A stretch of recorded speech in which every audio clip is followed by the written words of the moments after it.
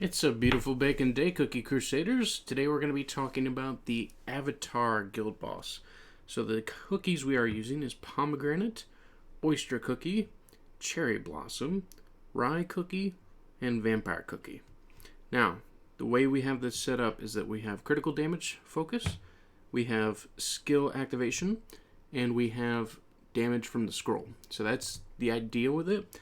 The main thing is the timing, though. So I'm going to go through level 5, and then I'll actually scale it back down to level 4 to show you. So you activate Oyster as soon as possible. Then here, before the banner, you get Pomegranate. Then you want to get Cherry Blossom, Vampire, and Rye in that order. And there's a specific reason. Because the silence will happen here. And then you want to activate Pomegranate.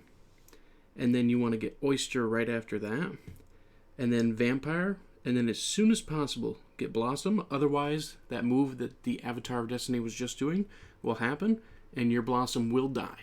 No matter what damage resistance you have, it just will die. So please be aware of that, and that's going to make a big difference for how you do the runs, because you're going to lose attack boost, you're going to lose attack damage on Vampire. It's going to make a difference.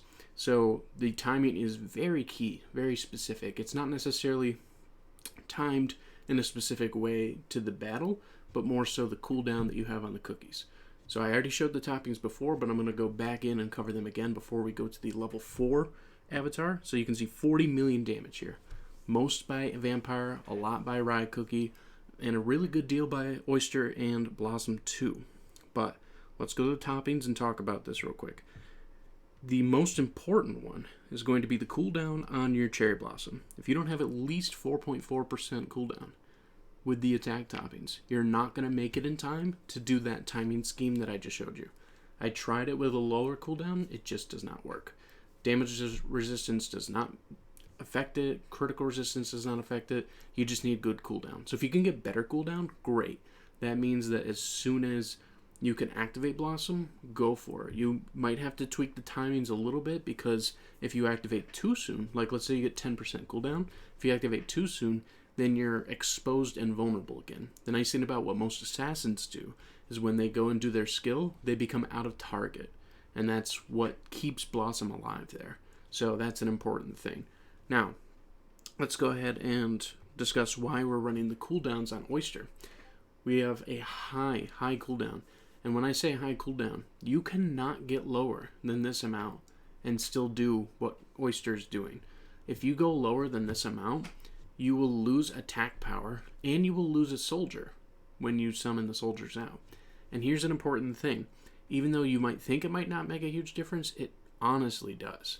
And so we have no damage resistance on Oyster here. But yet they were able to survive the Battle of the Avatar with no issue because of the soldiers that get sent out. So really your main focus here is cooldown. Rye Cookie, you want attack speed. You want those bullets coming out as fast as possible. You can see that we have 14.4% here. 15% is the max substat of attack stats. You can, of course, get higher attack and not as much attack speed, and that will balance out the same way, so don't worry too much if you don't have perfect attack sub stats. But if you can at least get the attack super high and a decent amount of attack speed, I'd say at least 7%, you're going to do well. But of course, the higher the better. Those are the two main focus. If you can get anything else, great. Those are the two main focus, attack and attack speed. And then Vampire, really just attack speed, and critical. If you can focus on those three things. Those three things are going to do probably the best for you as far as how they go. Now, Pomegranate, we only have an 18.6% setup here. You don't really need a huge amount on Pomegranate, just enough to make sure that the healing goes on, because once that like ion cannon of damage comes from the Avatar, like behind your team and coming up, it's going to hurt, and it's going to hurt bad. So you need some healing very quickly to go as soon as possible. Now, if we go to level 4, let me show you. Same timing is going to apply here, but let me show you what different level of damage we can do since we are not fighting as strong an Avatar. So here we go. Same timings, Blossom, Vampire, then Rye, and then get Pomegranate going as soon as possible once they are available because of the silence that happens. Then get Oyster, Vampire, Blossom, and then just keep going. And you only really have to micromanage the first 2 skill rotations. After that, you should honestly just be fine to go, because you're not going to really be able to manage it in a way that keeps everybody alive unless you have some crazy substats to keep going on the 3rd skill rotation to make a difference of how the cookies are being hit. So as you can see, doing a lot of damage. A lot of it's mostly focused on Vampire, good amount on Rye. We almost took out the boss completely, so it can almost solo level 4, but it was mostly just because of our toppings that we couldn't go just a little bit higher. So the main thing to focus on is the timing and the toppings if you can. The treasures are helpful too. Now, something you can do if you don't have this setup, let's say you don't have Oyster Cookie, okay? You can put pastry in place of Oyster. Now, it's not going to be as good, and you're going to need really high attack sub stats on pastry to make it work. But what pastry does is pastry ricochets off all of the tombstones so that you still hit the boss. So you're going to have weaker damage from everyone else, but you'll still have damage from pastry as well. So it won't be as powerful. But if you just don't have Oyster, pastry is a way to do it. So that is a replacement you can make. And something else that I'm experimenting with, but honestly until I get a higher level I can't really guarantee it's going to work, is the Divine Honey Cream Crown and the Fork. So I'm going to show you what both of those do when we go into battle and use those treasures instead of the scythe. So same timing, same setup. Blossom, Vampire, Rye. What the Honey Cream Crown is doing is it's working on the attacks and criticals, or skills I mean, of the cookies and raising their crit percent and crit damage. So it's basically doing what Oyster does. And that's another reason why you can kind of replace Oyster in a sense. But it's a little bit persnickety because it only really applies to one cookie. And I'm not sure how to make it target a specific cookie yet. I think it's just the first one that it does. So I can't guarantee that it is a powerful treasure just yet. I also only have it at level 5, so it could be better at level 12. But as you can see here, same setup, we did 5 million less. So it wasn't that we necessarily changed anything, we just changed the treasure.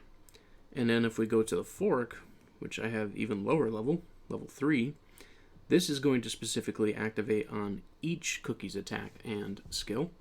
So that will probably deal some good damage. However, we can't guarantee if that will cause any issues with timing or setups. So when we go, it's a passive treasure, so that's nice. You don't have to think much about it or do much with it.